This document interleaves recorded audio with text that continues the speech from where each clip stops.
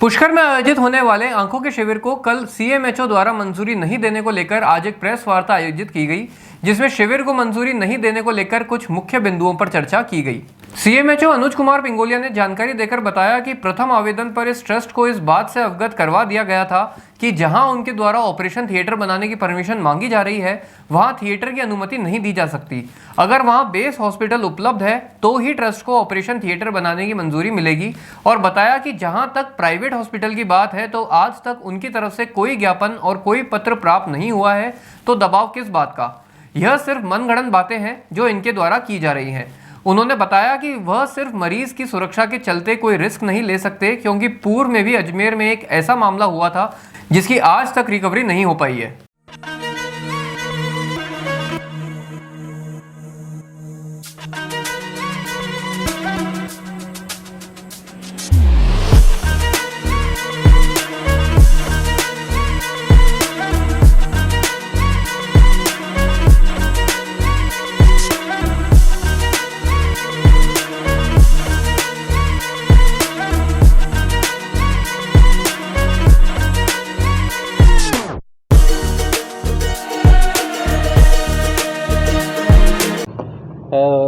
ये जो बापू Ranchhoddas charitable trust Rajkot के द्वारा जो पुष्कर में एक जो नेत्र शिविर के लिए परमिशन चाहिए गई थी, जब ये हमसे मिले थे तब उनको पहली बार भी हमने उनको जो राज्य सरकार द्वारा जो गाइडलाइन दी गई थी उसको पालना करने के लिए हमने उनको कहा था कि भाई इस गाइडलाइन की पालना करेंगे तो इसमें इनको इस गाइडलाइन के अंदर इनको परमिशन दी जा सकती है। साथ ही उनको ये भी बता दिया गया था कि जो राज्य सरकार की गाइडलाइन है उसमें मोटे मोटे बिंदु क्या है। इसमें सबसे इम्पोर्टेंट जो बात है वो यह है कि जो ऑपरेशन करने की अनुमति मिलेगी वो या तो एनजीओ के बेस हॉस्पिटल में मिलेगी या किसी स्टैटिक सेंटर हो जहाँ पर रेगुलर आई के ऑपरेशंस होते हैं, वहाँ पर इसकी अनुमति दी जा सकती है। अगर एनजीओ अगर परमिशन लेता तो उसका खुद का एक बेस हॉस्पिटल होना ज़रूरी है। तो ये जो मुख्य बातें हैं इनकी पालना नहीं करने के कारण इनको अनुमति नहीं दी गई।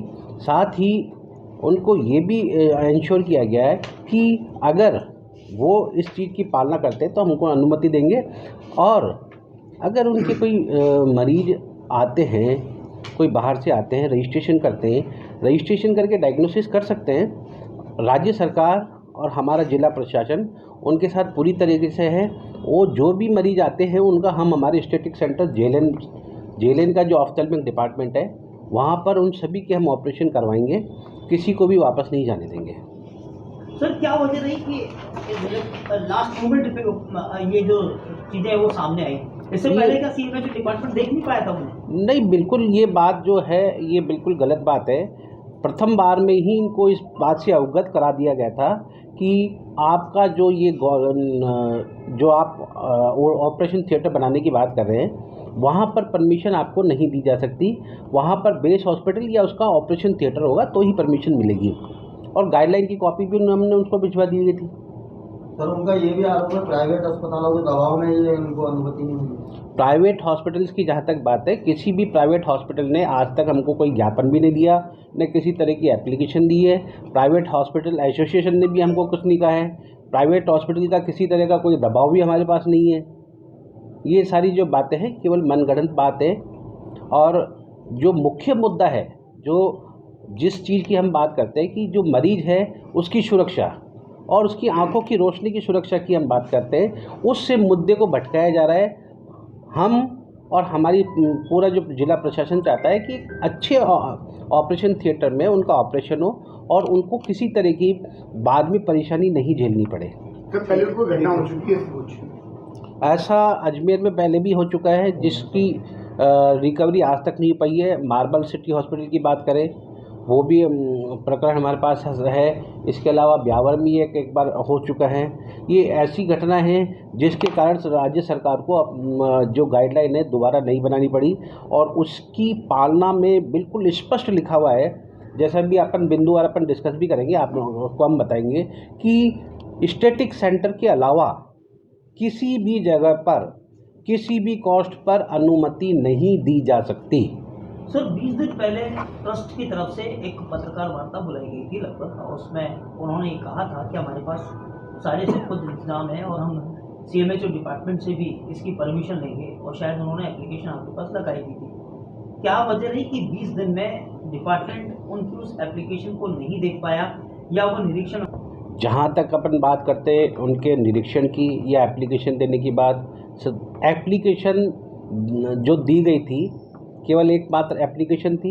उसके साथ जो निर्धारित एनेक्स 1 में हमको एप्लीकेशन देनी पड़ती है जिसमें उनको पूरी डिटेल देनी पड़ती है। उसके लिए भी हमने उनको लेटर लिखा है कि आप जो निर्धारित फॉर्मेट है उसमें आप एप्लीकेशन दें, उसके बाद आपका पूरा जो नॉर्म्स है उस हिसाब से आपका इंफ्रास्ट्रक्चर क्या होगा, आपके पास कितनी आप ऑपरेशन थिएटर में कितनी टेबल लगा रहे हैं, उसके अगेंस्ट में आपके पास कितने इंस्ट्रूमेंट्स अवेलेबल है, कौन से आपके स्टाफ है, कौन से आपके आई सर्जन है, इसकी सारी डिटेल उसमें दी जाती है। वो नहीं दिया, वो आज तक भी हमको प्राप्त नहीं हुआ। और जहाँ तक अपन बात करते हैं जो टेक्निकल पार्ट है, ये हमारे साथ पोरवाल जी हैं जो ऑफ्थल्मोलॉजी के HOD, वो आपसे डिस्कस करेंगे। इसमें जो कल्चर रिपोर्ट है, हमको OT शुरू करने से पहले कम से कम 21 दिन का उसका ड्यूरेशन होता है, उसकी कल्चर रिपोर्ट हमको लेनी होती है। उसके साथ साथ जो भी स्टाफ है, उन पूरे स्टाफ की हमको ट्रेंड है या नहीं उसकी पूरी लिस्ट चाहिए। जैसा कि हमारी टीम भी विजिट करने गई थी, उस समय तक स्थिति ऐसी थी कि काम भी चल रहा था। उस समय ये उनका कहना था कि आपकी विजिट जल्दी हो गई, आपको शनिवार को आना चाहिए। अगर शनिवार को हम करते हैं तो उसका निरीक्षण नहीं हो पाता, जबकि स्थिति ये है कि 7 दिन पहले सारे जो स्टाफ है उसकी लिस्ट ऑफ सर्जन्स की लिस्ट हमारे पास होनी चाहिए, वो ट्रेन है या नहीं है। बात उसकी करें बायोमेडिकल, उसकी कोई व्यवस्था हमको नहीं मिली है। देखिए, सबसे पहले तो मैं आप लोग को ये बोलना चाहूँगा कि आँखें सबसे ज़्यादा सेंसिटिव ऑर्गन है हमारे आँख का, और हम सबसे ज़्यादा संक्रमण जो देखते हैं वो आँख में देखते हैं। आँखों के ऑपरेशन के बाद ज्योति वापस पाना असंभव होता है। जीवन भर के लिए मरीज के ऊपर एक बहुत बड़ा काला धब्बा लग जाता है। आँखों का जब संक्रमण हो जाता है तो उसको रोक पाना किसी के बस की बात नहीं है। हमने 2016 में ऐसे 2 कांड देखे थे जब ब्यावर में हमारे करीबन 30 मरीजों की आंखें निकालनी पड़ी थी। हमने अभी यहाँ पे अपने किशनगढ़ में हॉस्पिटल था, वहाँ पे भी देखा कि हमारे कितने मरीजों की आंखें चली गई थी। हमने सूरतगढ़ कैंप हुआ था 2015-14 में, तब भी हमने देखा कि कई मरीजों की हमें आंखें निकालनी पड़ी। उसी के बाद 2016 में हमारी आंखों के 3 बड़े सबसे बड़े डॉक्टर्स की विशेषज्ञ टीम, जो डॉक्टर PK माथुर की कमेटी थी, उसने एक कमेटी ने ये 15 सुझाव दिए थे, और उन 15 सुझावों को हम देखने पुष्कर गए थे। उन 15 सुझावों में से जो भी होने चाहिए वो कोई भी उस मापदंड पे नहीं हो पा रहे थे। सबसे पहला तो है एक स्टैटिक सेंटर होना। स्टैटिक सेंटर वो होता है जहाँ पे नियमित रूप से आंखों के ऑपरेशन हो रहे हैं। दूसरा, उस OT में कम से कम 21 दिन पहले कल्चर सेंसिटिविटी रिपोर्ट आ जानी चाहिए, जिसमें 3 कंसेक्यूटिव टाइम उसका कल्चर रिपोर्ट नेगेटिव आनी चाहिए। सबसे ज़्यादा संक्रमण आजकल बैक्टीरिया से नहीं होता है, फंगल से होता है। फंगल कल्चर हम 21 दिन पहले तो रिपोर्ट ही नहीं मिलेगी तो हम उसको कैसे हाँ कर देंगे। तीसरी चीज़, ना तो हमारे पास उन्होंने कोई डॉक्टर्स का पैरामीटर दिया, ना हमारे को उन्होंने कोई स्टाफ का पैरामीटर दिया, ना हमारे को उन्होंने बायोमेडिकल वेस्ट का कोई पैरामीटर दिया, ना हमारे मरीजों के कोई फायर सेफ्टी का पैरामीटर दिया। हमारे सारे मरीजों को अगर वो रोक रखते हैं तो वो खुले एक मैदान में जहाँ खाटें लगाई जाती है उन खाटों पे लेटाया जाएगा, जबकि 3 दिन मरीजों को ऑपरेशन के बाद भी रखना होता है। उनका कोई किसी तरह का कोई प्लान या वो नहीं है। हमने उनको ये कहा है और आप सबसे भी निवेदन करते हैं, हमारे पास इतने अच्छे अच्छे अस्पताल हैं, JLN है, सेटेलाइट है, सरकारी अस्पताल है, जहाँ पे निःशुल्क सुविधा जब ऑलरेडी हमारे मिल रही है तो वहाँ पे मरीज हमारे स्क्रीन करें। हम उनके साथ स्क्रीनिंग करने को तैयार हैं। हम उन मरीजों को JLN या सेटेलाइट लाना चाहते हैं, और उन मरीजों की जो भी सेवा हम सारी बहुत अच्छी, जैसी वो चाहेंगे वैसी हम निःशुल्क सेवा वहाँ कर सकते हैं। हमारे थिएटर में भी हम रोज़ स्टरलाइजेशन कराते हैं। मैं रोज़ जब 2:30-3 बजे जाता हूँ तो सबसे पहले ये देखता हूँ कि OT में संक्रमण तो नहीं है।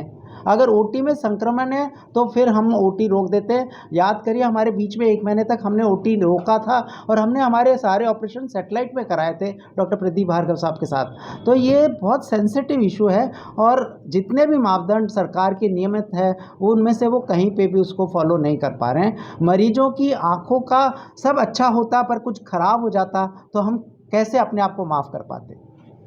सर लगातार ये भी आरोप लग रहे हैं कि बताता हूँ, अभी सरवाड़ में सरकार की तरफ से ब्लाइंडनेस सोसाइटी CMHO साहब और डायरेक्टर की तरफ से camp, mega camp, mobile camp लगा है। वहाँ पे 400 मरीजों को चिन्हित किया गया है। कल डॉक्टर प्रदीप भार्गव 200 ऑपरेशन अपने चिकित्सकों के साथ करके आए हैं। वो जितने मरीज थे सरवाड़ में स्क्रीनिंग हुई, पर क्योंकि सरवाड़ में स्टैटिक सेंटर नहीं था अतः उन सब मरीजों को केकड़ी ले जाया गया। केकड़ी के बड़े अस्पताल में उनको ऑपरेशन किया गया। हमारी यहीं पे बस इतनी सी बात है कि जो भी ओटी हो वो ओटी पूरा 100% सिक्योर यहाँ हो। पर क्या इंतजाम है अगर बाय द वे ऑपरेशन की स्थिति बनती है आपके माध्यम से, तो यहाँ पर क्या इंतजाम है? हमारे JLN में और सैटेलाइट में पूरे इंतजाम है। हम नियमित रूप से 30 से 40 ऑपरेशन करते हैं। सारे मरीजों का निःशुल्क ऑपरेशन होता है और हमारे यहाँ पे सारी ऑपरेशंस नियमित रूप से होते रहेंगे, फॉलोअप होता रहेगा। हमारे यहाँ पे एक फैब्रिकेटेड वार्ड बन चुका है जिसमें 300 पलंग है। हम 300 मरीज एट अ टाइम मरीजों को भर्ती कर सकते हैं। ये बात हमने हमारे प्रिंसिपल सर और हमारे सुप्रिटेंडेंट सर को भी इन्फॉर्म मैंने कर दी।